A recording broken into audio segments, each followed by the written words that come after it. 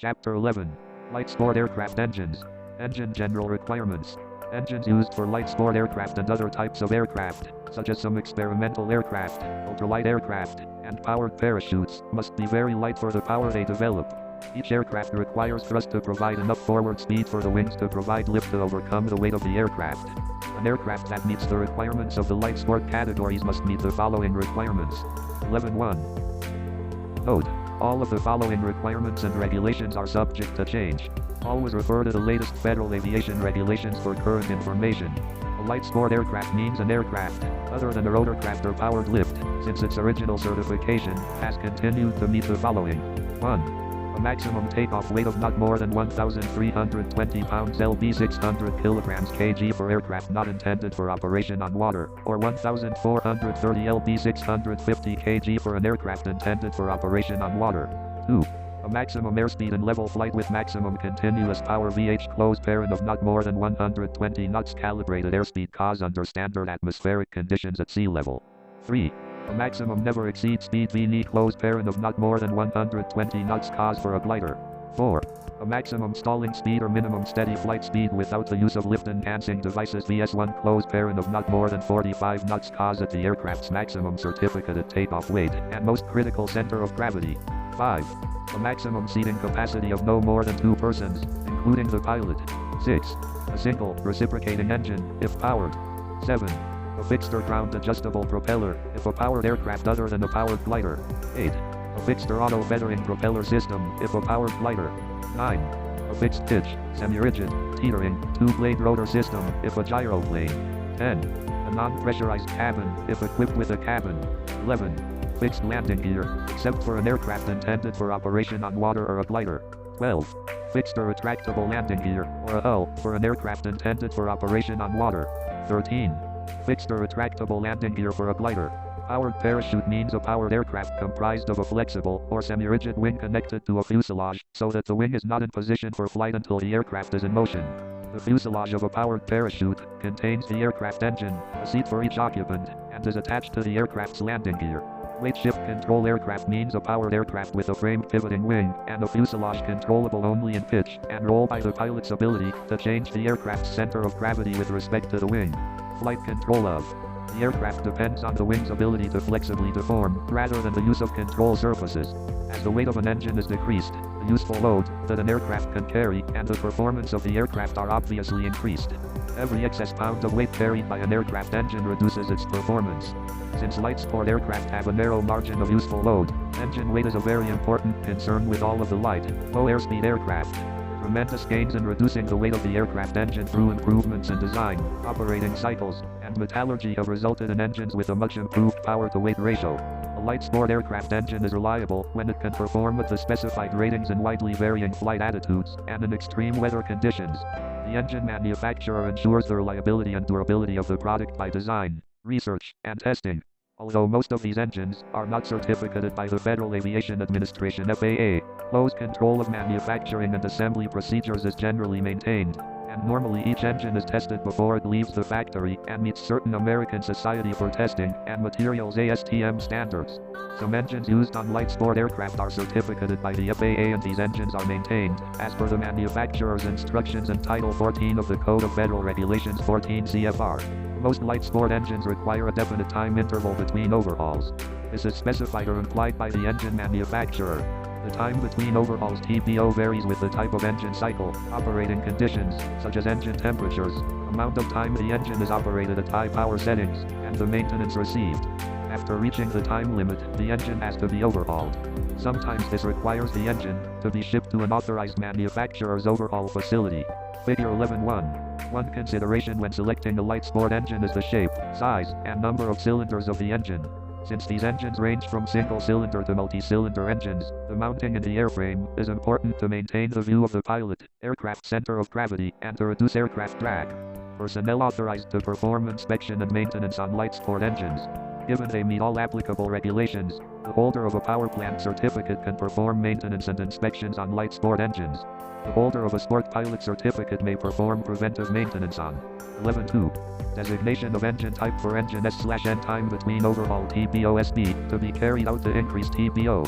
914F, 914F, 914O, 914O, to 4420.313, from 4420.314, to 4418.103, from 4418.104, 1000 hours or 10 years, whichever comes first, 1200 hours or 12 years, whichever comes first, 1000 hours or 10 years, whichever comes first, 1200 hours or 12 years, whichever comes first. SP 914-027. 1000 hours to 1200 hours or 12 years, whichever comes first. None.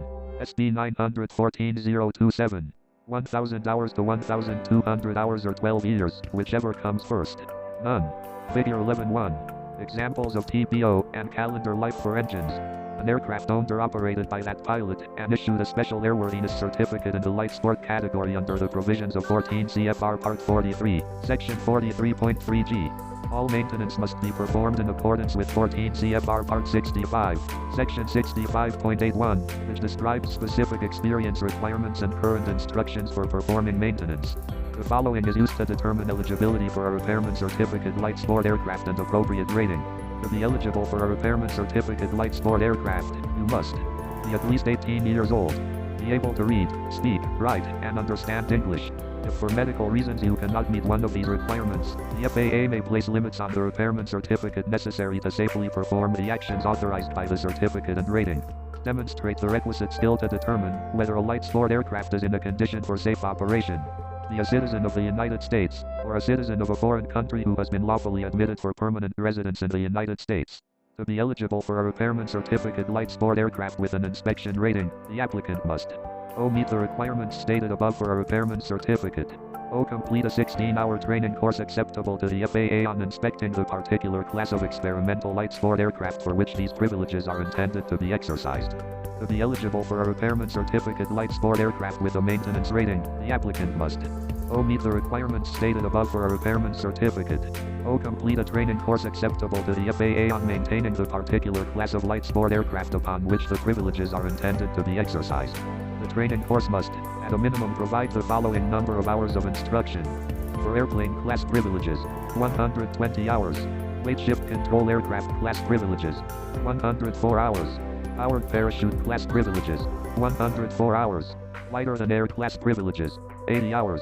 Lighter class privileges, 80 hours. The holder of a repairman certificate light sport aircraft with an inspection rating may perform the annual condition inspection on the light sport aircraft that is owned by the holder, has been issued an experimental certificate for operating a light sport aircraft under 14 CFR Part 21, Section 21.191I, and is in the same class of light sport aircraft for which the holder has completed the training specified in the above paragraphs.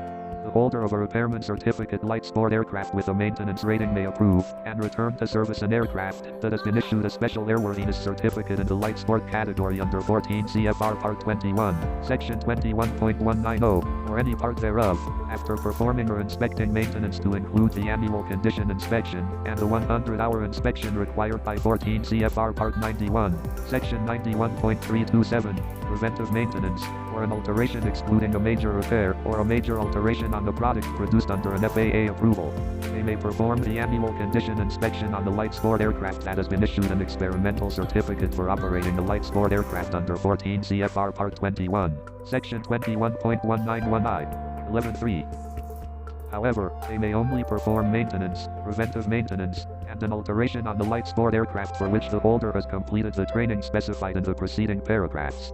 Before performing a major repair, the holder must complete additional training acceptable to the FAA and appropriate to the repair performed. The holder of a repairman certificate light sport aircraft with a maintenance rating may not approve for return to service any aircraft or part thereof, unless that person has previously performed the work concerned satisfactorily. If that person has not previously performed that work, the person may show the ability to do the work by performing it under the direct supervision of a certificated and appropriately rated mechanic, or a certificated repairman who has had previous experience in the specific operation concerned. The repairman may not exercise the privileges of the certificate unless the repairman understands the current instructions of the manufacturer and the maintenance manuals for the specific operation concerned. Authorized personnel that meet FAA regulations. All applicable aviation regulatory authority regarding maintenance procedures must be met. Maintenance organizations and personnel are encouraged to contact the manufacturer for more information and guidance on any of the maintenance procedures. It is a requirement that every individual or maintenance provider possess the required special tooling, training, or experience to perform all tasks outlined. Maintenance providers that meet the following conditions outlined below may perform engine maintenance providing they meet all of the following FAA requirements. Knowledge of the specific task as a result of receiving authorized training from a training provider. Previous experience in performing the task, and formal instruction from a manufacturer's authorized training facility, or on-the-job instruction by a manufacturer's representative. A suitable work environment to prevent contamination or damage to engine parts or modules is needed. Suitable tools and fixtures as outlined in the manufacturer's maintenance manual should be used, while performing maintenance requiring such tooling. Reasonable and prudent maintenance practices should be utilized. Types of light sport and experimental engines. Note: all information in this text is for educational illustrational purposes, and is not to be used for actual aircraft maintenance. This information is not revised at the same rate as the maintenance manual. Always refer to the current maintenance information when performing maintenance on any engine. Light sport aircraft engines. Light sport/ultralight aircraft engines can be classified by several methods, such as by operating cycles, cylinder arrangement, and air-water cooled. An inline engine generally has 2 cylinders, is 2-cycle, and is available in several horsepower ranges. These engines may be either liquid-cooled, air-cooled, or a combination of both. They have only one crankshaft that drives the reduction gearbox or propeller directly. Most of the other cylinder configurations used are horizontally opposed, ranging from 2 to 6 cylinders from several manufacturers. These engines are either gear reduction or direct drive. 2-cycle, 2-cylinder Rotax engine single capacitor discharge ignition SCDI dual capacitor discharge ignition DCDI. Rotax 447L SCDI and Rotax 503L DCDI. The Rotax inline cylinder arrangement has a small frontal area and provides improved streamlining. Figure 11-2 the 2-cylinder, inline 2-stroke engine, which is piston-ported with air-cooled cylinder heads and cylinders, is available in a fan or free air-cooled version. Being a 2-stroke cycle. Figure 11-2. Rotax inline cylinder arrangement. 11-4. Engine. The oil and fuel must be mixed in the fuel tank on some models. Other models use a lubrication system, such as the 503 oil injection lubrication system. This system does not mix the fuel and oil as the oil is stored in a separate tank. As the engine needs lubrication, the oil is injected directly from this tank. The typical ignition system is a breakerless ignition system with a dual ignition system used on the 503, and a single ignition system used on the 447 engine series. Both systems are of a magneto-capacitor discharge design. The engine is equipped with a carburation system with 1 or 2 piston-type carburetors. One pneumatic-driven fuel pump delivers the fuel to the carburetors. The propeller is driven via a flange-connected gearbox with an incorporated shock absorber. The exhaust system collects the exhaust gases and directs them overboard. These engines come with an integrated alternating current AC generator 12V170W with external rectifier regulator as an optional extra. Rotax 582L DCDI. The Rotax 582 is a 2-stroke engine, 2-cylinder inline with rotary valve inlet, has liquid-cooled cylinder heads and cylinders that use an integrated water pump. Figure 11-3 the lubrication system can be a fuel/oil mixture or oil injection lubrication. The ignition system is a dual ignition using a breakerless magneto-capacitor discharge design. Dual piston-type carburetors and a pneumatic fuel pump deliver the fuel to the cylinders. The propeller is driven via the prop flange-connected gearbox with an incorporated torsional vibration shock absorber. This engine also uses a standard version exhaust system with an electric starter or manual rewind starter. Description of systems for 2-stroke engines. Cooling system of Rotax 447L SCDI and Rotax 503L DCDI. 2 versions of air cooling are available for these engines. The first method is free air cooling, which is a process of engine cooling by an air stream generated by aircraft speed and propeller. The second is fan cooling, which is cooling by an air stream generated by a fan permanently driven from the crankshaft via a V-belt. Cooling system of the Rotax 582L DCDI. Engine cooling for the Rotax 582 is accomplished by liquid-cooled cylinders and cylinder heads. Figure 11-4 the Figure 11-3. Rotax 582 engine.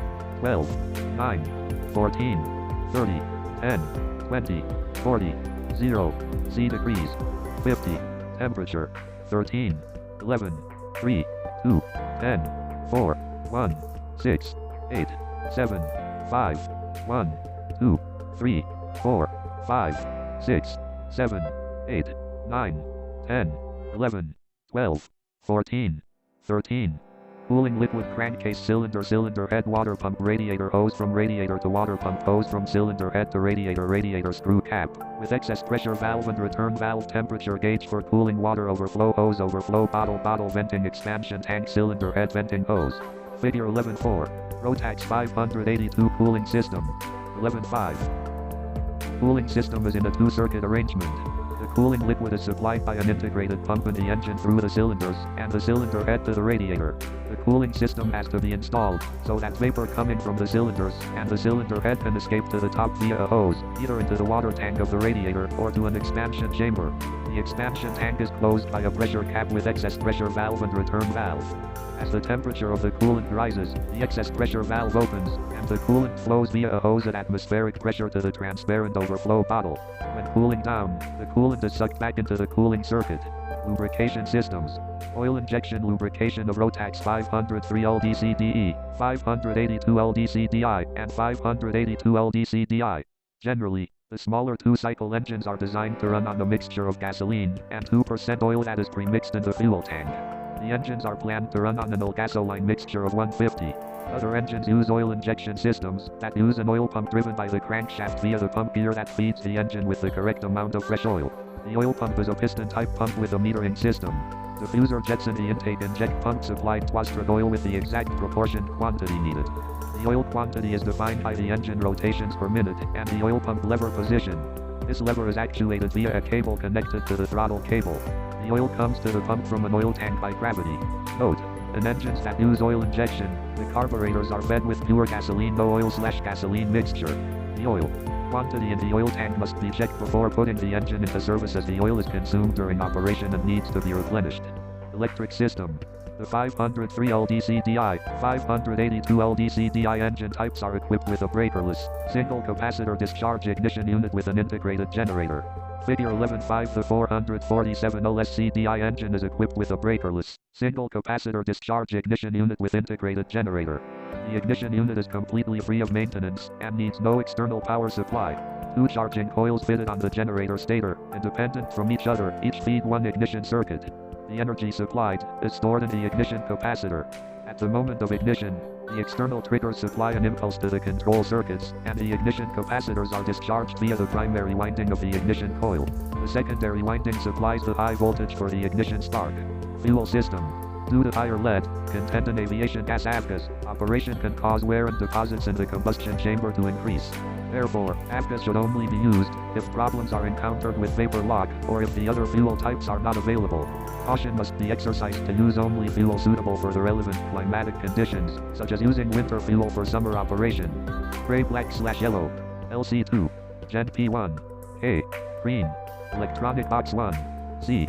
Spark plug. D. YLC1. Red/white. SH1. H2. Black/yellow. Spark plug. Yellow. White. K. Black/yellow. Green. Electronic box 2. C. Spark plug. D. E2. Red/white. SH1. H2. Spark plug. White. Figure 11.5. Rotax 503 and 582 electrical system. 11.6. Fuel/oil mixing procedure. The following describes the process for fuel/oil mixing. Use a clean approved container of known volume. To help pre-dilute the oil, pour a small amount of fuel into the container. Fill known amount of oil two-stroke oil ASTM/coordinating European Council SEC standards, APITC classification e.g., Castrol TTS mixing ratio 152% into container. Oil must be approved for air-cooled engines at 51 mixing ratio. Agitate slightly to dilute oil with gasoline. Add gasoline to obtain desired mixture ratio. Use fine mesh screen. Replace the container cap and shake the container thoroughly. Then, using a funnel with a fine mesh screen to prevent the entry of water and foreign particles, transfer mixture from container into the fuel tank. Warning: to avoid electrostatic charging at refueling, use only metal containers and ground the aircraft in accordance with the grounding specifications. Opposed light sport, experimental, and certified engines. Many certified engines are used with light sport and experimental aircraft. Generally, cost is a big factor when considering this type of power plant. The certified engines tend to be much more costly than the non-certified engines, and are not ASTM approved. Rotax 912/914. Figure 11.6 shows a typical 4-cylinder, 4-stroke Rotax horizontally opposed engine. The The opposed type engine has two banks of cylinders directly opposite each other with a crankshaft in the center. The pistons of both cylinder banks are connected to the single crankshaft. The engine cylinder heads are both liquid-cooled and air-cooled. The air cooling is mostly used on the cylinder. It is generally mounted with the cylinders in a horizontal position. The opposed type engine has a low weight-to-horsepower ratio, and its narrow silhouette makes it ideal for horizontal installation on the aircraft wing's twin-engine applications. Another advantage is its low vibration characteristics. It is an ideal replacement for the Rotax 582 two-cylinder, two-stroke engine, which powers many of the existing light aircraft, as it is the same weight as the Rotax 582. These engines are ASTM approved for installation into light sport category aircraft, with some models being FAA certified engines. Description of systems. Cooling system. The cooling system of the Rotax 914, shown in Figure 11.7, is designed for liquid cooling of the cylinder heads and ram air cooling of the cylinders. The cooling system of the cylinder heads is a closed circuit with an expansion tank. Figure 11.8. The coolant flow is forced by a water pump driven from the camshaft, from the radiator, to the cylinder heads. From the top of the cylinder heads, the coolant passes on to the expansion tank 1.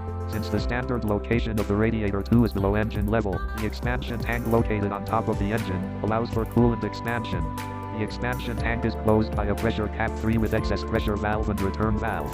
As the temperature of the coolant rises, the excess pressure valve opens and the coolant flows via a hose at atmospheric pressure to the transparent overflow bottle 4. When cooling down, the coolant is sucked back into the cooling circuit. Coolant temperatures are measured by means of temperature probes installed in the cylinder heads 2 and 3. The readings are taken on measuring the hottest point of cylinder head depending on engine installation. Figure 11.7. Fuel system. The fuel flows from the tank 1 via a coarse filter/water trap 2 to the two electric fuel pumps 3 connected in series.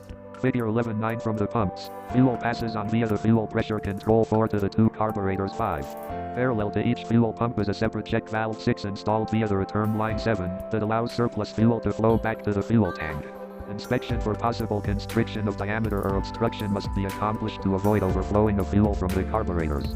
The return line must not have any resistance to flow. The fuel pressure control ensures that the fuel pressure is always maintained approximately 0.25 bar 3.63 pounds per square inch psi above the variable boost pressure in the airbox and thus ensures proper operation of the carburetors. Figure 11.6. Typical 4-cylinder, 4-stroke horizontally opposed engine. 11.7. Expansion tank. 3. Pressure cap. 1. 4. Overflow bottle. Radiator. 2. Hose. 1. 2. 3. 4. Cooling liquid expansion tank radiator expansion cap overflow bottle. Figure 11.7. Rotax 914 cooling system. 5. Code. 1. 2. 3. 4.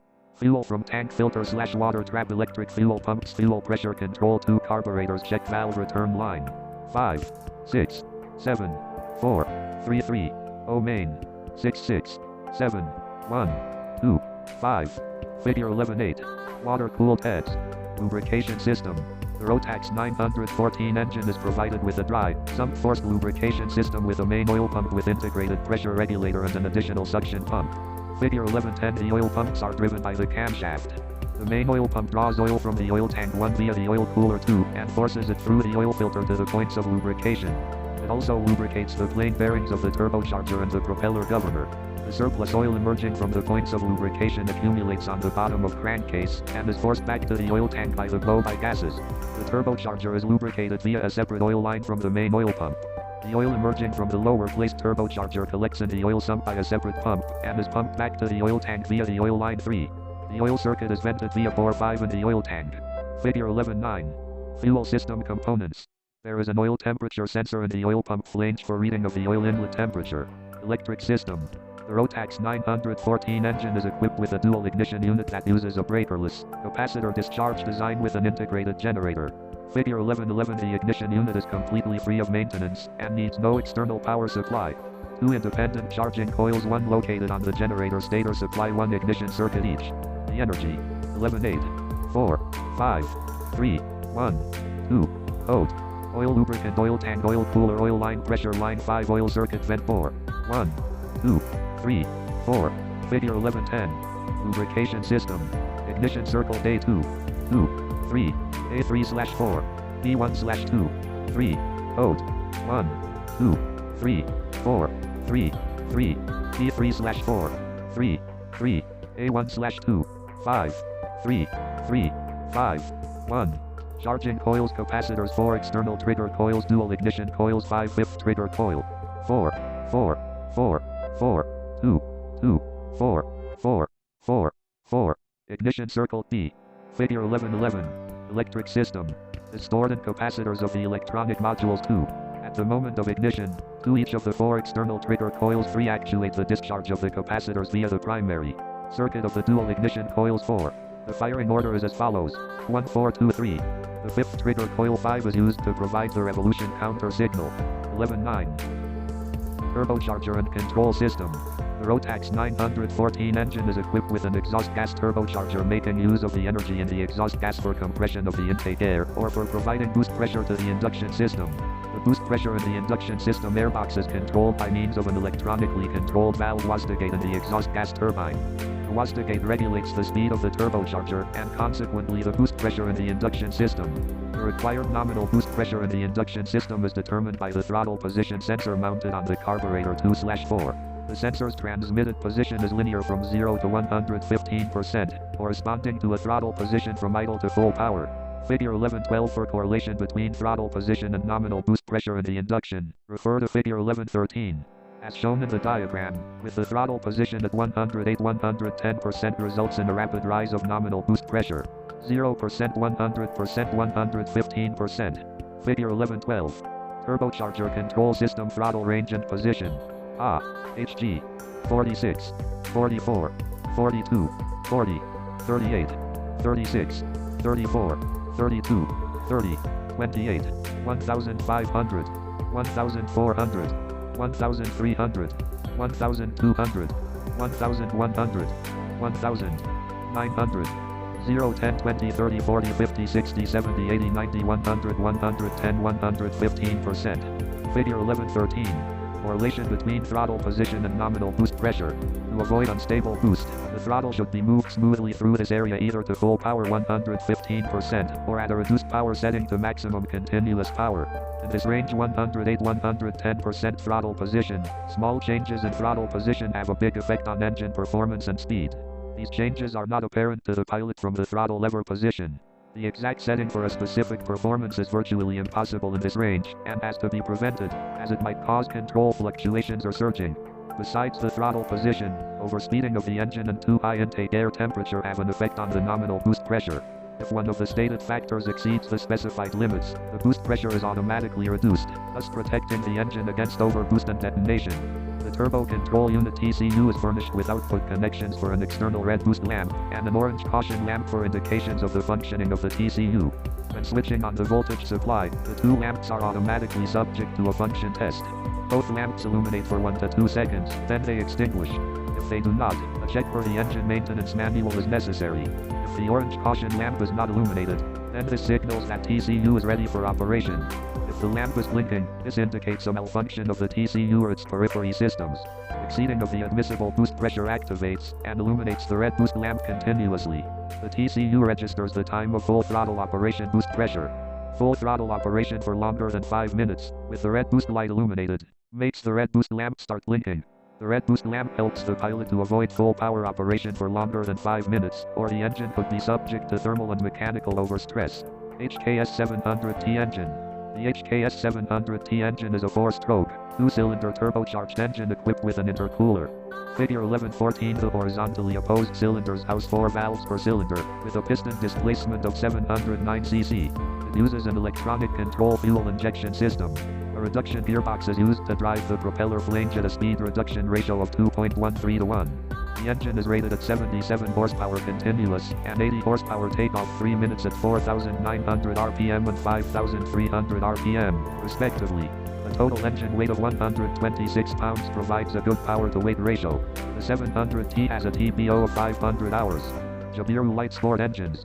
Jabiru engines are designed to be manufactured using the latest manufacturing techniques. Figure 1115. All Jabiru engines are manufactured, assembled, and ran on a 1110. Figure 1114.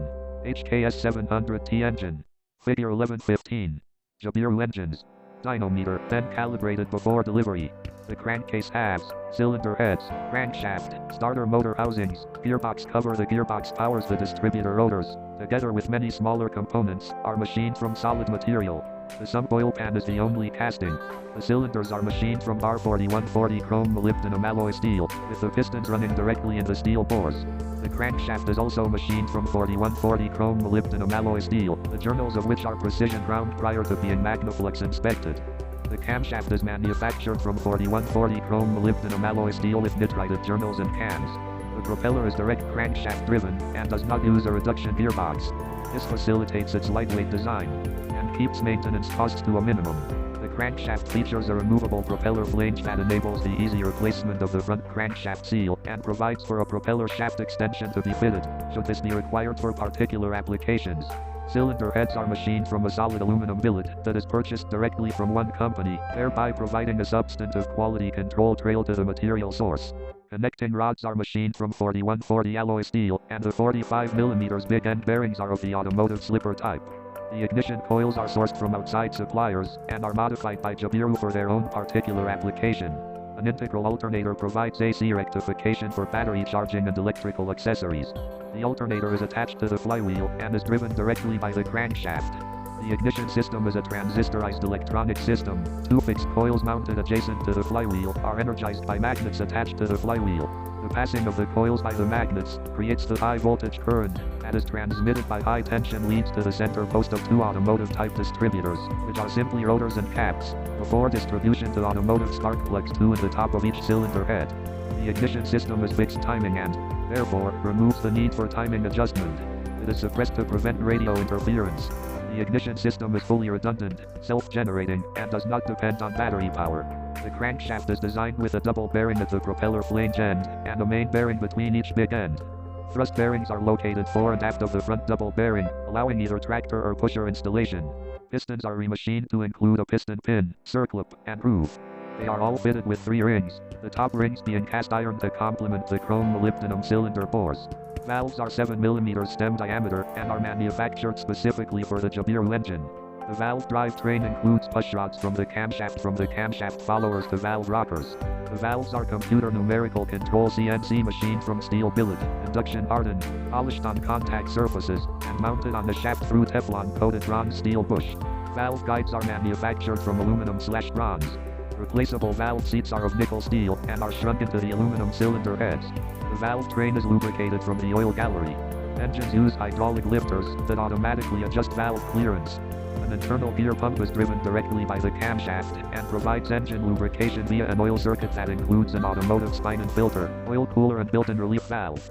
The standard engines are supplied with 2 ram air cooling ducts, that have been developed by Jabiru to facilitate the 1111 cooling of the engine, by directing air from the propeller to the critical areas of the engine, particularly the cylinder heads and barrels.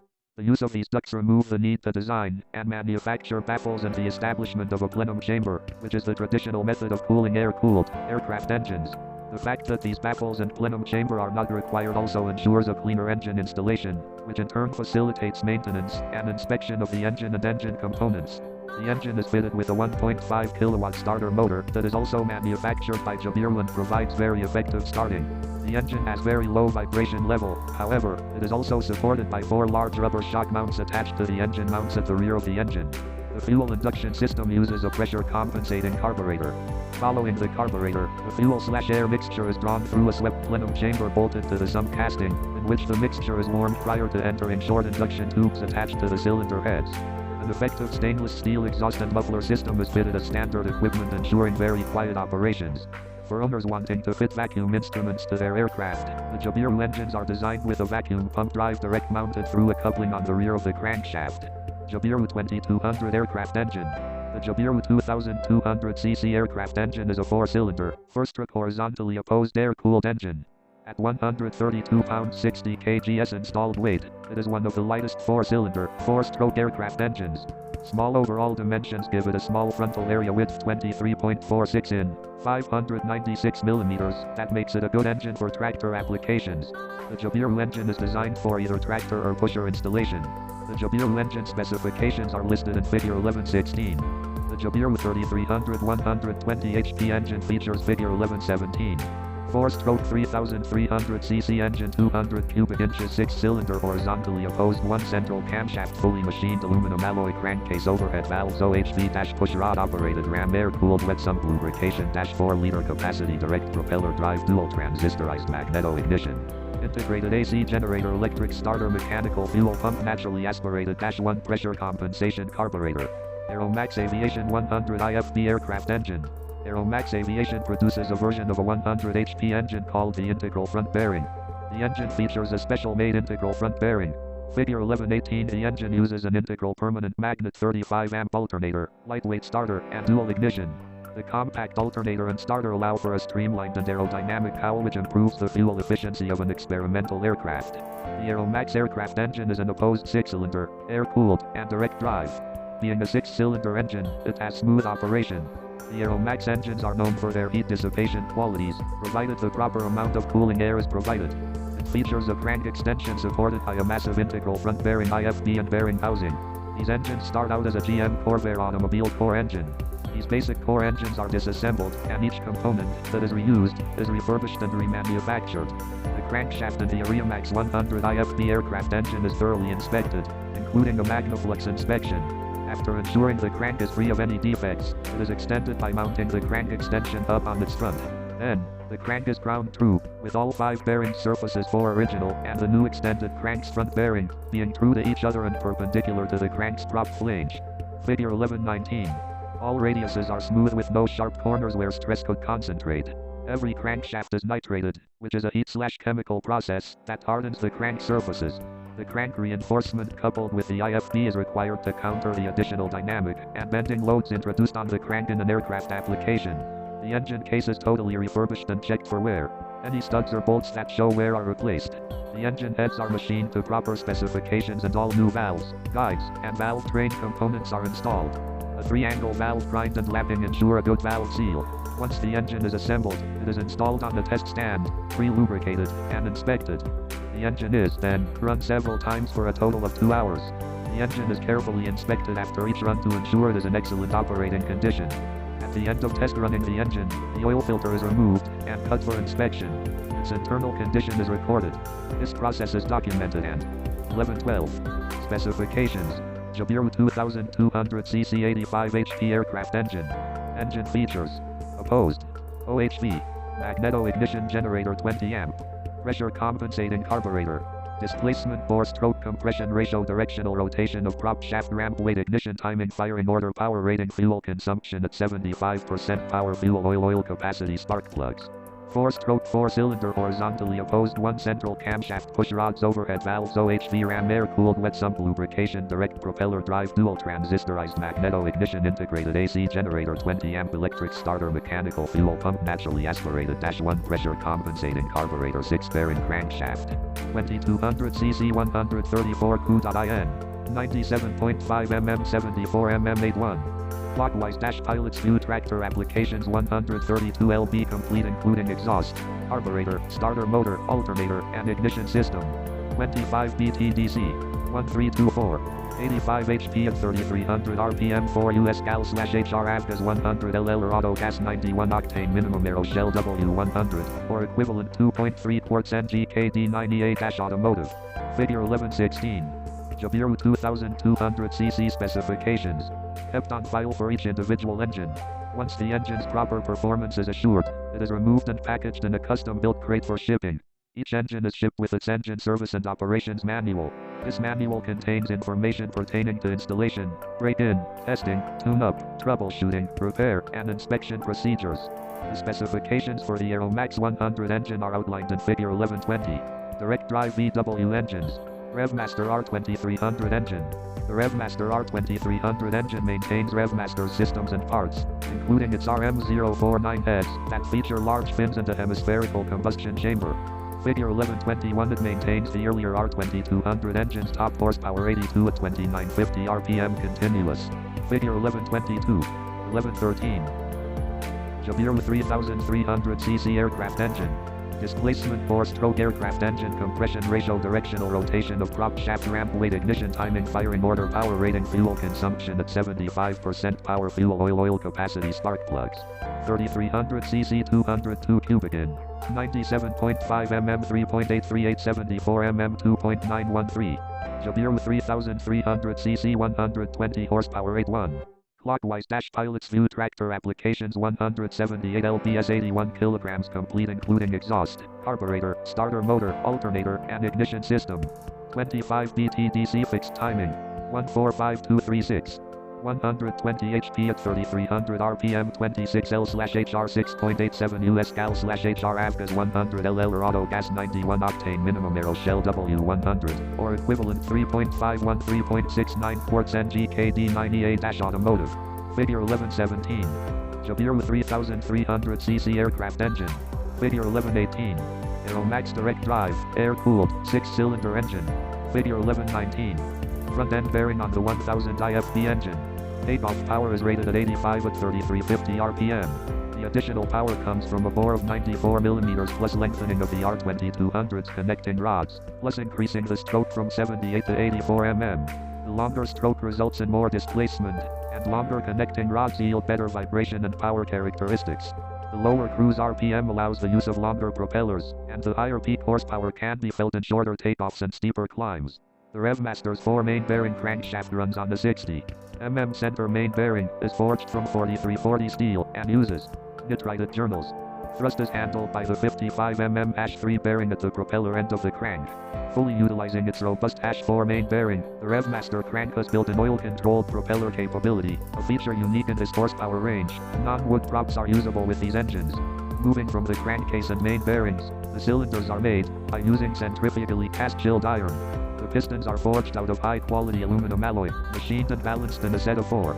There are 2 sizes of pistons, 92 mm and 94 mm, designed to be compatible with the 78 mm to 82 mm. 1114.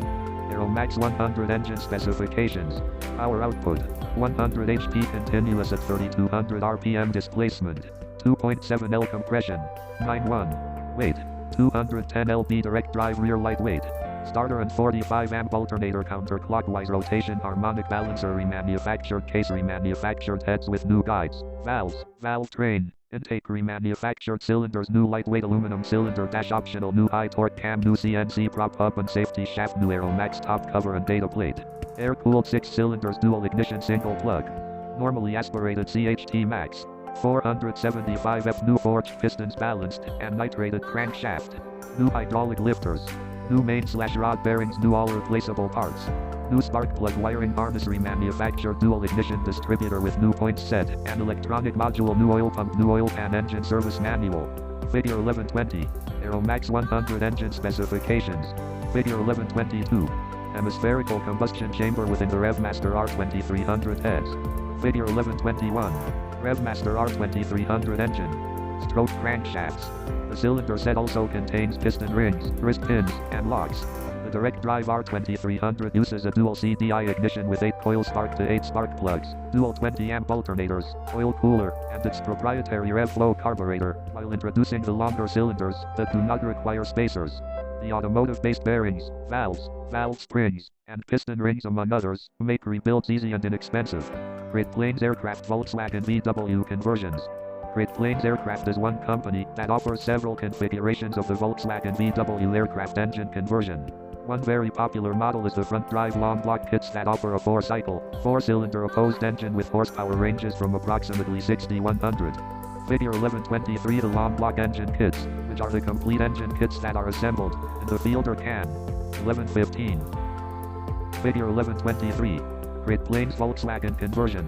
These shipped completely assembled, are available from 1600cc up through 2276cc. All the engine kits are built from proven time-tested components, and are shipped with a Type 1 VW engine assembly manual. This manual was written by the manufacturer, specifically for the assembly of their engine kits.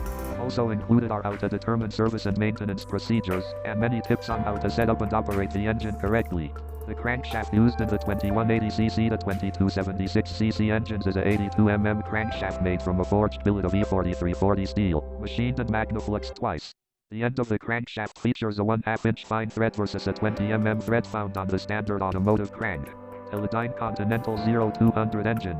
The 0200 series engine has become a popular engine for use in light sport aircraft.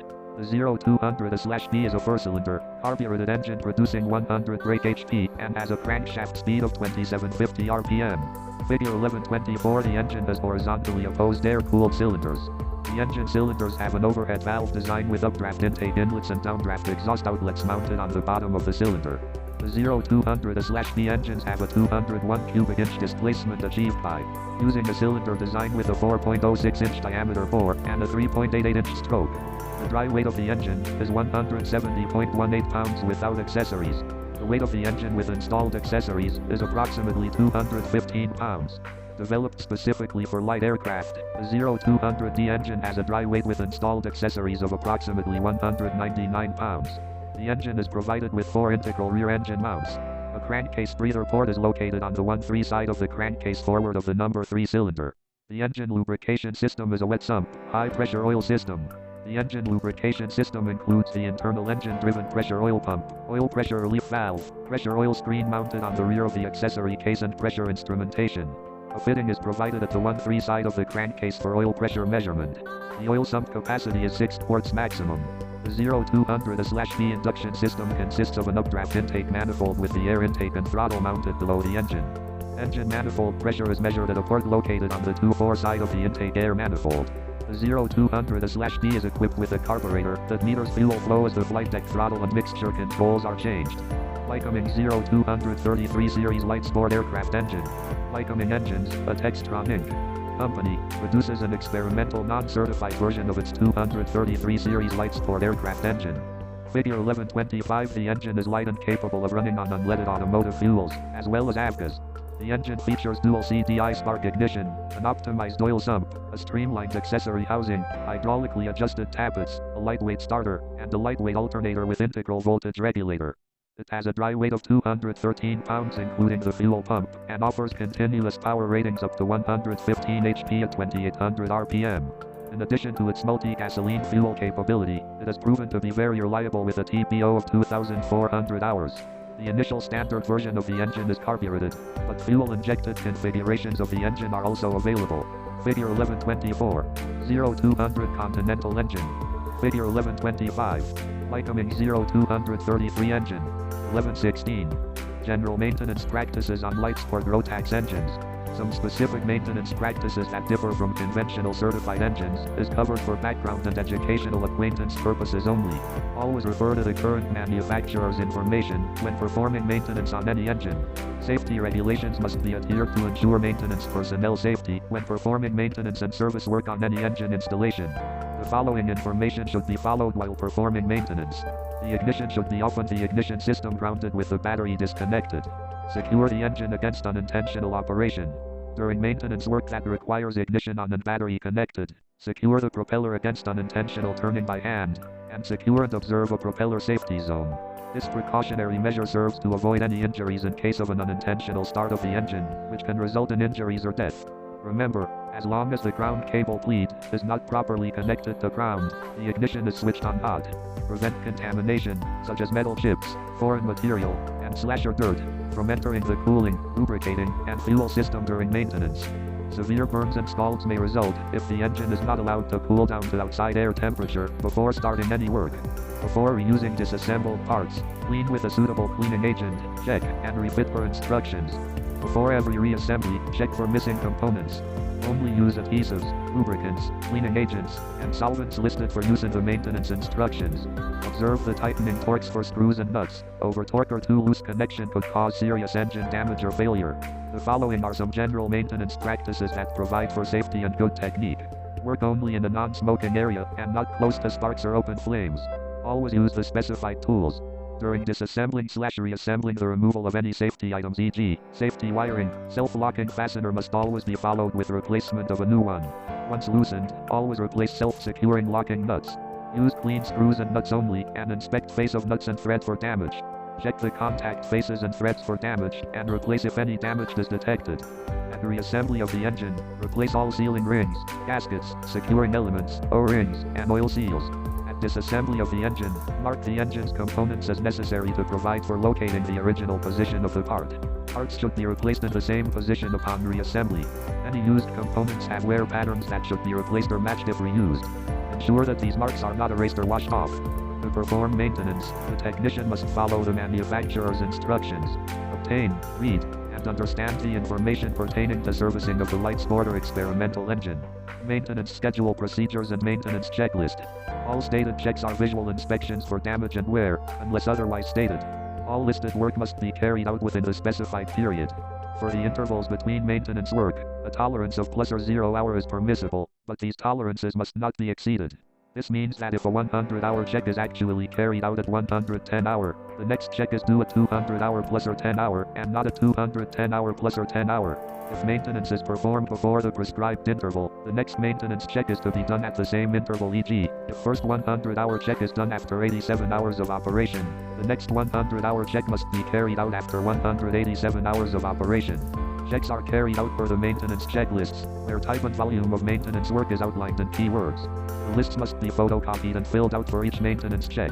The respective check, e.g., 100-hour check, must be noted on the top of each page of the maintenance checklist. All the maintenance work carried out must be initialed in the signature area by the aircraft mechanic performing the task. After maintenance, the completed checklists must be entered in the maintenance records. The maintenance must be confirmed in the logbook. All discrepancies and remedial action must be recorded in a report of findings, to be generated and maintained by the company authorized to carry out maintenance work. It is the responsibility of the aircraft operator to store and keep the records. Replacement of equipment, e.g., carburetor, fuel pump, governor and execution of service bulletins, must be entered in the logbook, stating required information. 1117. Carburetor synchronization. For smooth idling, synchronization of the throttle valves is necessary. When synchronizing, slacken both boat end cables, and detach the resonator hose 3 of the compensating tube 2, to separate the two air intake systems. Figure 1126. In this condition, no significant difference in the engine running should be noticeable. If adjustment is needed for synchronous basic throttle adjustments mechanical synchronization, proceed as follows. Figures 1127 and 1128. Adjust the two boat end cables for simultaneous opening of the throttle valves. Remove the cable fixation 4 on the boat. 2, 3, 6, 7. Compensating tube resonator hose X screw intake manifold. 7, 6, 6, 2, 7, 3. Figure 1126. Resonator hose and compensating tube. 7, 4, 1, 2, X, 3, 5. Code. 1, 2, 3. Throttle lever adjustment screw carburetor idle stop. 4. Cable fixation return spring idle adjustment. 5, 7, 6, 8. Code. 6, 8. Mixture screw.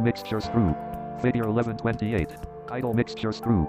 Throttle lever 1. Next, release the return spring 5 from its attachment on the throttle lever 1, and return the throttle lever 1 to its idle stop position 3 by hand. There should be no resistance during this procedure. Unscrew the idle speed adjustment screw 2 until it is free of the stop. Insert a 0.1 mm 0.004 and feeler gauge capex between the idle speed adjustment screw 2 and the carburetor idle stop 3, then gently turn the idle screw clockwise until contact is made with the 0.1 mm 0.004 and feeler gauge. Pull out the feeler gauge and turn each idle speed adjustment screw 2 1.5 turns in clockwise direction. Gently turn each idle mixture screw 6 clockwise until it is fully inserted and, then, open by 1.5 turns counterclockwise. Hook the return spring 5 back up to the throttle lever 1 in its original position. Check that the throttle valve opens fully, automatically. Carry out the above procedure on both carburetors. Note: the mechanical carburetor synchronization is sufficiently exact. At this point, place the throttle lever in the flight deck to the idle stop position. Ensure that the throttle lever remains in this position during the next steps of the synchronization process. With the throttle lever in the idle stop position, move the throttle lever 1 to the carburetor idle stop position, using the cable fixation 4, and secure the boat end cable accordingly. As soon as the two carburetor boat end cables are installed throttle lever idle position, check that the idle speed adjustment screw 2 rests fully on the idle stop 3 without pressure. Figure 1127. Carburetor throttle lever. 1118. Caution. An idle speed that is too low results in gearbox damage, and if an idle speed is too high, the engine is harder to start. Start the engine, and verify the idle speed. If the idle speed is too high or too low, adjust accordingly with idle speed adjustment screw 2. Check the operational idle mixture of the engine. If necessary, adjust with the idle mixture screw 6. Pneumatic synchronization. Mechanical synchronization should have already been accomplished. The two carburetors are adjusted to equal flow rate at idling by use of a suitable flow meter or vacuum gauge as one. There are two possible methods to connect test equipment. One option is to remove hex screw 6M6X6 from the intake manifold 7 and connect the vacuum gauge S. Figure 1126 and Figure 1129 remove the compensating tube 2 with attached hoses 12 connection between intake manifolds and plug the connections in the intake manifolds. The other hookup option is to remove the compensating tube hose 2 from the push-on connection 5 after removing the tension clamp 4. Using the push-on connection 5, install a flexible rubber hose 8 leading to the vacuum gauge 1. Using the balance tube 4, install the other flexible rubber hose leading to the vacuum gauge. Figure 1129. Before proceeding any further, secure the aircraft on the ground using wheel chocks and ropes. Warning: secure and observe the propeller zone during engine operation. Start the engine, verify the idle speed, and make any necessary corrections. If a setting correction of more than 1/2 turn is required, repeat mechanical synchronization to prevent too high a load on the idle stops. If the idle speed is too high, the maximum the idle screw can be unscrewed is a complete turn. If no satisfactory result can be achieved, inspect the idle jets for contamination and clean if necessary. Caution: also check for translucent, jelly-like contamination. Inspect for free flow. Once the proper idling speed has been established, it is necessary to check the operating range above the idle speed. First, establish that the engine is developing full takeoff performance or takeoff RPM when selected in the flight deck. Then, the setting of the operating range idle to full throttle can be checked or adjusted. Code 1, 2, 4, 5. Flow meter / vacuum gauge compensating tube hose tension clamp push on connection 8 flexible rubber hose. 1, 3, 2, 1, 0, 4, 5, 6, 7, R, 3, 2, 1, 0, 1, 0, 4, 5, 6, 7, R, 0, 1, 8, 2, 4, 4, 5. Figure 1129. Gauges attached to the engine. 1119. Start and warm up engine, as per the operator's manual. Select full power and check that both pressure gauges are registering the same readings. If the same reading is not made on both gauges, shut down the engine and check that carburetor actuation has full travel and that the chokes are in the full off position. If necessary, fit/modify the carburetor actuation as required to achieve full power on both carburetors. Once full power has been established on both carburetors, retard the throttle and observe the pressure gauge settings. The pressure gauges should show the same reading for both carburetors. Discrepancies must be compensated for by adjusting the off-idle adjustment 7. Figure 1127. The carburetor with the lower indication must be advanced to match the higher one. This is done by shutting down the engine and loosening the lock nut on the boat end cable and screwing the off-idle adjustment in by 1/2 turn, then tightening the lock nut and retesting the engine. Final idle speed adjustment may be required by resetting the idle speed adjustment screws too. Figure 1127. Equal adjustment must be made on both carburetors. Any major adjustments require retesting to verify all parameters mentioned in this procedure are within limits. Install compensation tube assembly on the engine in reverse sequence of removal. Any minor differences in balance at idle speed is compensated for. Always follow the instructions of the instrument manufacturer. Idle speed adjustment. If satisfactory idle speed adjustment cannot be achieved, inspection of the idle jet or additional pneumatic synchronization is necessary. Always carry out idle speed adjustment when the engine is warm. Basic adjustment of the idle speed is first accomplished by using the idle speed adjustment screw 2 of the throttle valve. Figure 1127. Optimizing engine running. Optimizing the engine run is necessary only if not accomplished at carburetor synchronization. Close the idle mixture screw 6 by turning clockwise to screw it fully and then opening again by 1.5 turns counterclockwise. Figures 1127 and 1128. Starting from this basic adjustment, the idle mixture screw 6 is turned until the highest motor speed is reached. The optimum setting is the middle between the two positions, at which an RPM drop is noticed. Readjustment of the idle speed is carried out using the idle speed adjustment screw 2 and, if necessary, by slightly turning the idle mixture screw again. Turning the idle mixture control screw in a clockwise direction results in a leaner mixture and turning counterclockwise in a richer mixture. Checking the carburetor actuation. The boat end cables should be routed in such a way that carburetor actuation is not influenced by any movement of the engine or airframe, thus possibly falsifying idle speed setting and synchronization. Figure 1130. Each carburetor is actuated by 2 boat end cables. At position 1, connection for throttle valve, and at position 2, make the connection for the choke actuator. The boat end cables must be adjusted so that the throttle valve and the choke actuation of the starting carburetor can be fully opened and closed. Boat end cables and lever must operate freely and not jam. Warning. With carburetor actuation not connected, the throttle valve is fully open. The initial position of the carburetor is full throttle. Never start the engine with the actuation disconnected. Inspect boat end cables and levers for free movement. Cables must allow for full travel of lever from stop to stop. Adjust throttle cables to a clearance of 1 mm 0.04 in. Inspect and lubricate linkage on carburetor and carburetor joints with engine oil. Inspect return springs 3 and engagement holes for wear. 1 mm. 1, 3, 3, 2, boat. 1, 2, 4. Throttle valve connection, choke actuator connection, return springs. Figure 1130. Boat end cable routing. 1120. Lubrication system. Oil level check. Always allow engine to cool down to ambient temperature before starting any work on the lubrication system. Severe burns and scalds may result from hot oil coming into contact with the skin. Switch off ignition and remove ignition key. To assure that the engine does not turn by the starter, disconnect the negative terminal of aircraft battery. Before checking the oil level, make sure that there is not excess residue oil in the crankcase. Prior to oil level check, turn the propeller several times by hand in the direction of engine rotation to pump all the oil from the engine to the oil tank. This process is completed when air flows back to the oil tank. This airflow can be perceived as a gurgling noise when the cap of the oil tank is removed. The oil level in the oil tank should be between the two marks maximum/minimum on the oil dipstick, but must never fall below the minimum mark. Figure 1131. Replenish oil is required, but for longer flights, replenish oil to maximum mark to provide for more of an oil reserve.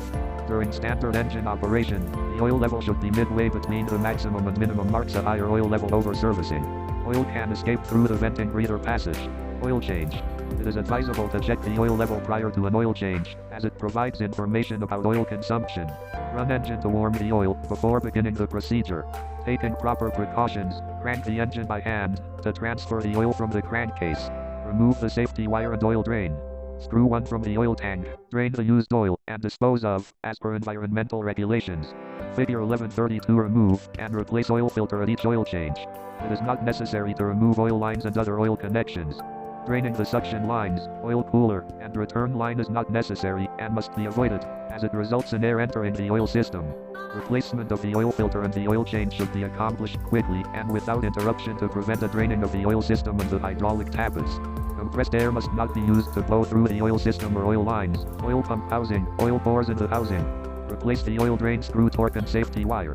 Only use the appropriate oil in accordance with the latest operator's manual and service instruction. The engine must not be cranked when the oil system is open. After the oil change is accomplished, the engine should be cranked by hand in the direction of engine rotation approximately 20 turns to completely refill the entire oil circuit. Cleaning the oil tank. Cleaning the oil is optional and requires venting of the oil system. It is only necessary to clean the oil tank and the inner parts if there is heavy oil contamination. The procedure for cleaning the oil tank is shown in figure 1132. Detach the profile clamp 2 and remove the oil tank cover 3, together. 2, 3, 4, 5, max min, 8, 7, code, 1, 2, 3, 4, 1. Oil drain screw profile clamp oil tank cover O-ring. 5, 6, 7, 8, 6. Baffle insert partition sealing ring oil tank. Figure 1131. Oil dipstick minimum and maximum marks. Figure 1132. Oil tank. 1121. With the O-ring 4 and the oil lines, remove the inner parts of the oil tank, such as the baffle insert 5 and the partition 6. Clean oil tank 8 and inner parts 5, 6, and check for damage. Be aware that incorrect assembly of the oil tank components can cause engine faults or engine damage. Replace the drain screw with a new sealing ring 7 and tighten to 25 Nm NM 18.5 FT/LP and safety wire. Reassemble the oil tank by following the same steps in reverse order. Inspecting the magnetic plug. Remove the magnetic plug and inspect it for accumulation of chips. Figure 1133. The magnetic plug torque screw is located on the crankcase between cylinder 2 and the gearbox. This inspection is important because it allows conclusions to be drawn on the internal condition of the gearbox and engine, and reveals information about possible damage. If a significant amount of metal chips are detected, the engine must be inspected, repaired, or overhauled. Steel chips in low numbers can be tolerated if the accumulation is below 3 mm 0.125 in. Figure 1133. In the case of unclear findings, flush the oil circuit and fit a new oil filter. Afterwards, conduct an engine test run and inspect the oil filter once more. If there are larger accumulations of metal chips on the magnetic plug, the engine must be repaired or overhauled in accordance with the manufacturer's instructions for continued airworthiness. A detailed inspection of affected engine components must be performed. If the oil circuit is contaminated, replace the oil cooler and flush the oil circuit, then trace the cause and remedy the situation. If the magnetic chip is found to have no metal, then clean and reinstall. Tighten the plug to a torque of 25 Nm 18.5 Ft/lb. Safety wire the plug and inspect all systems for correct function. Checking the propeller gearbox. The following free rotation check and friction torque check are necessary only on certified engines, and on engines with the overload clutch as an optional extra. Engines without the overload clutch slipper clutch still incorporate the torsional shock absorption. This design is similar to the system with overload clutch, but without free rotation. For this reason, the friction torque method cannot be applied on engines without the overload clutch. Checking the friction torque in free rotation. Fit the crankshaft with a locking pin. Figure 1134 with the crankshaft locked, the propeller can be turned by hand 15 or 30 degrees, depending on the profile of the dog gears installed. This is the maximum amount of movement allowed by the dog gears in the torsional shock absorption unit. Warning: ignition off and system grounded. Disconnect negative terminal of aircraft battery. Turn the propeller by hand back and forth between ramps, taking into consideration the friction torque. No odd noises or irregular resistance must be noticeable during this movement. Attach a calibrated spring scale to the propeller at a certain distance L from the center of the propeller. Measure the force required to pull the propeller through the 15 or 30 degree range of free rotation. Calculate friction torque Nm by multiplying the force newtons N or pounds lb obtained on the spring scale by the distance the scale is attached from the center of the propeller L. The distance measurement and torque measurement must be in the same units, either standard or metric, and cannot be mixed up. The friction torque must be between a minimum of 25 Nm and maximum of 60 Nm 18.5 to 44.3 Ft/lb. A calculation example is as follows. Friction torque Ft equals length meters times newtons, torque Ft equals 0.5 meters times 60 newtons, Ft equals 30 Nm. Remove crankshaft locking pin and reinstall plug with new gasket. Reconnect negative terminal of aircraft battery. If the above mentioned friction torque is not achieved, length L and M. 02468. 10. 12. 14. 0246810. 12. 14. Acceptable, not acceptable. Force F and N. Example of minimum torque. FXL equals 20 NX 0.76 M equals 15 NM. Example of maximum torque. FXL equals 59 NX 0.76 M equals 45 NM. Figure 1133. Inspecting the magnetic plug. Figure 1134. Checking propeller gearbox. 1122. Inspect, repair, or overhaul the gearbox in accordance with the manufacturer's instructions for continued airworthiness. Testing the propeller flange is not normal maintenance, but can be carried out if defects or cracks are suspected. Daily maintenance checks. The following checklist should be used for daily maintenance checks. Repair, as necessary, all discrepancies before flight. 1. Verify ignition off. 2. Drain water from fuel tank sump and / water trap if fitted. 3. Inspect carburetor rubber socket or flange for cracks, and verify secure attachment. 4. Inspect carburetor flow chamber for water and dirt. 5. Verify security and condition of intake silencer and air filter. 6. Verify security of radiator mounting. Inspect radiators for damage and leaks. 7. Verify coolant level and overflow bottle and security of cap. 8. Verify coolant hoses for security and inspect for leaks and chafing. 9. Inspect engine for coolant leaks, cylinder head, cylinder base, and water pump. 10. Verify oil content for rotary valve gear lubrication and security of oil cap. 11. Verify oil hoses for security, and inspect for leaks and chafing rotary valve gear lubrication system and oil injection system. 12. Verify ignition coils / electronic boxes for secure mounting, and check ignition leads and all electrical wiring for secure connections and chafing. 13. Verify electric starter for secure mounting, and inspect cover for cracks. 14. Verify engine to airframe mounting for security and inspect cracks. 15. Verify fuel pump mounting for security, and inspect all fuel hose connections, filters, primer bulbs, and taps for security, leakage, chafing and kinks. 16. Verify fuel pump impulse hose for secure connections, and inspect for chafing and kinks. 17. Verify safety wiring of gearbox drain and level plugs. 18. Inspect rubber coupling for damage and aging C-type gearbox only. 19. Rotate engine by hand and listen for unusual noises first. Double verify ignition off. 20. Check propeller shaft bearing for clearance by rocking propeller. 21. Inspect throttle choke and oil pump lever cables for damage end fittings, outer casing, and kinks. Pre-flight checks. The following checklist should be performed for all pre-flight checks. Repair, as necessary, all discrepancies and shortcoming before flight. 1. Verify ignition off. 2. Check fuel content. 3. Inspect for coolant leaks. 4. Verify oil tank content, oil injection engines. 5. Verify spark plug connectors for security. 6. Inspect engine and gearbox for oil leaks. 7. Inspect engine and gearbox for loose or missing nuts, bolts, and screws, and verify security of gearbox to engine mounting. 8. Inspect propeller for splits and chips. If any damage, repair and slash or rebalance before use. 9. Verify security of propeller mounting. 10. Check throttle, oil injection pump, and choke actuation for free and full movement. 11. Verify that cooling fan turns when engine is rotated, air-cooled engines. 12. Inspect exhaust for cracks, security of mounting, springs, and hooks for breakage and wear, and verify safety wiring of springs. 13. Start engine after assuring that area is clear of bystanders. 14. Single ignition engines. Check operation of ignition switch, flick ignition off and on again at idling. 15. Dual ignition engines. Check operation of both ignition circuits. 16. Check operation of all engine instruments during warm-up. 17. If possible, visually check engine and exhaust for excessive vibration during warm-up, indicates propeller out of balance. 18. Verify that engine reaches full power RPM during takeoff roll. 11.23. Troubleshooting and abnormal operation. The information in this section is for training purposes and should never be used for maintenance on the actual aircraft.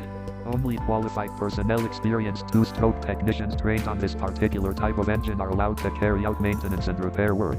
If the following information regarding the remedy of the malfunction does not solve the malfunction, contact an authorized facility. The engine must not be returned to service until the malfunction is rectified. As described earlier in the text, engines require basically two essentials to run: spark and correct fuel/air mixture. The majority of problems quite often are a simple lack of one or the other. Troubleshooting. Follow an organized method of troubleshooting. This facilitates the identification of discrepancies or malfunctions. Fuel start by checking the supply tank, fittings loose, filter plugged, and flow chamber fouled. Spark check for spark at the spark plugs. Problems of a more complex nature are best left to an engine technician. The following are examples of engine troubles and potential fixes. Engine keeps running with ignition off. Possible cause: overheating of engine. Remedy: let engine cool down at idling at approximately 2000 engine RPM. Knocking under load. Possible cause: octane rating of fuel too low. Remedy: use fuel with higher octane rating. Possible cause: fuel starvation, lean mixture. Remedy: check fuel supply. Abnormal operating: exceeding the maximum admissible engine speed. Reduce engine speed. Any overage of the maximum admissible engine speed must be entered by the pilot into the logbook, stating duration and extent of overspeed. Exceeding of maximum admissible cylinder head temperature. Reduce engine power, setting to the minimum necessary, and carry out precautionary landing.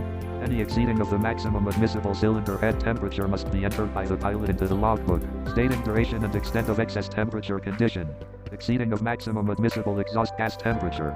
Reduce engine power, setting to the minimum necessary, and carry out precautionary landing.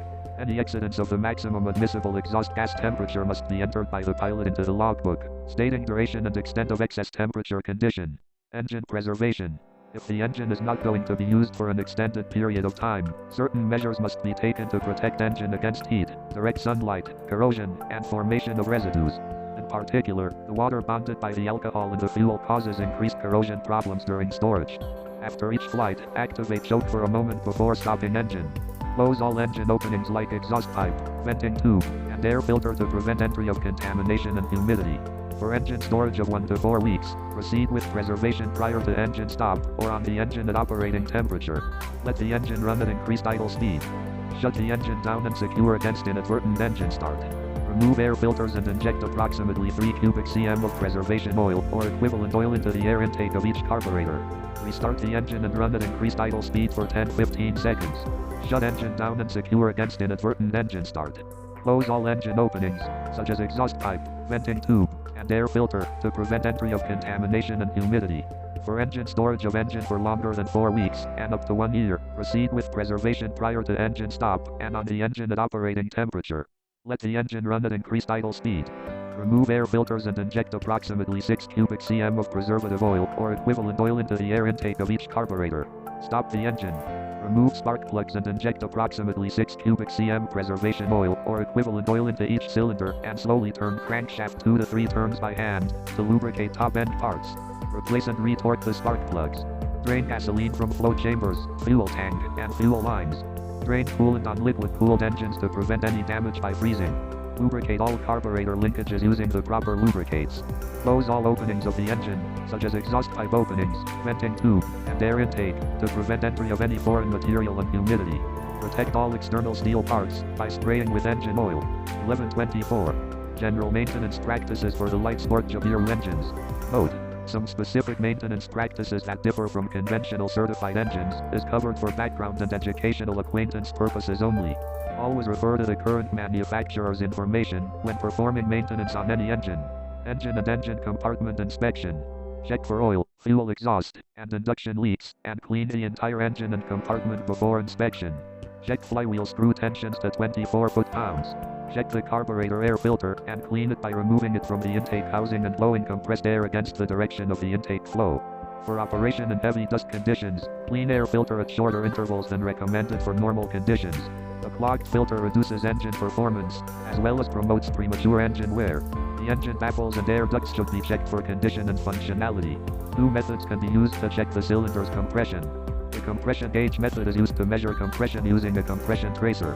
Readings are taken with a fully open throttle valve at engine oil temperature between 30 degrees C and 70 degrees C, 90 degrees F to 160 degrees F. If readings are below 6 bar 90 psi, a check of the pistons, cylinders, valves, and cylinder heads must be undertaken. The second method uses the pressure differential test. Check using a maximum allowable pressure loss is 25%. As an alternative to a compression test, a pressure differential test leak down can be accomplished. This is a much better test of the condition of rings, bore, head sealing, and valves.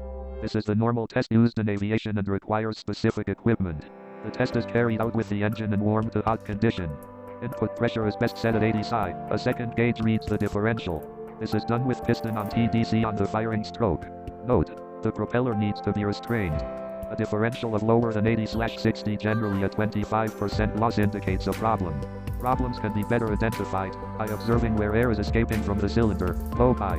Some examples are as follows. 1. Blow-by through the crankcase vent indicates worn rings or bore. 2.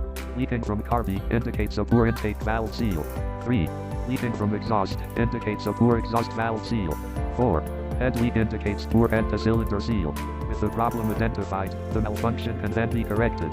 Poor compression can be an indication of a serious problem. For example, continued operation with poor compression due to a poorly sealing valve can lead to eventual valve failure and heavy damage to the piston, connecting rod, barrel, and head. Lubrication system. The oil should be changed as required by the manufacturer. When changed, the oil filter should also be changed. Change the oil filter at every 50-hourly inspection. Drain the oil while engine is still warm and visually check for leaks. Fill the engine with oil approximately 2.3 liters and check oil level. Never exceed the maximum mark. Use only registered brand oils meeting the correct specifications. Do not drain the oil cooler during a normal oil change.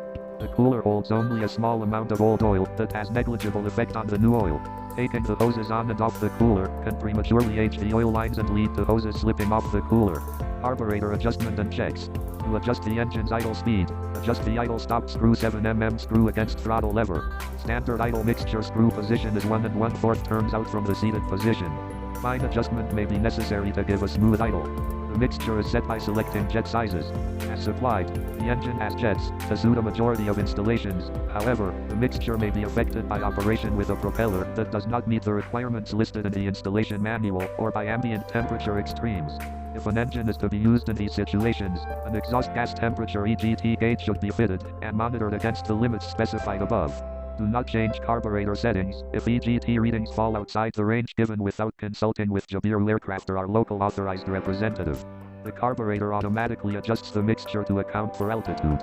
Visual inspection should include checks for carburetor joint degradation and carburetor linkage for full and free movement, correct positioning of stops and security.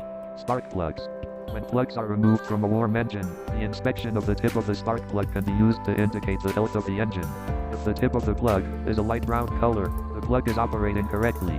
A black velvet, sooty-looking plug tip generally is an indication of an overly rich mixture. 1125. Check the choke and the air filter and intake. If the firing end tip is covered with oil, it is an indication of too much oil in the combustion chamber. Check for worn piston rings and cylinder walls. When and servicing the spark plugs. Do not use steel or brass brushes for cleaning, and never sandblast plugs. Clean the spark plugs with plastic brush in a solvent. Check electrode gap and, if necessary, adjust to 0.55, 0.6 mm, 0.022 and 0.024 in by carefully bending the electrode. Use the recommended plugs NGKD90A and place a suitable anti-seize compound on threads of the plug before installing them in the engine. Tighten spark plugs when the engine is cold and adjust engine to the correct torque value. Reconnect the ignition lead. Exhaust system. Visually check the exhaust system for security of mounting, damage, rubbing, leaks, and general condition. Check nuts and bolts for tightness and condition. Retorque and replace if necessary. Head bolts. Check the head bolt torque after 5 hours of operation, and again after 10 hours of operation. The bolts should, thereafter, be checked annually. Head bolts torque when cold to 20 ft/lb. Tachometer and center. Many apparent engine problems can be caused through inaccurate tachometers. Where engine performance is observed to the outside limits, the tachometer should be checked against a calibrated instrument. Tachometer center gap is 0.4 mm, 0.016 inches. The center must have at least 60% covered by the tags fitted to the gearbox side of the flywheel. Ensure both tags are equal distance from center. Engine inspection charts.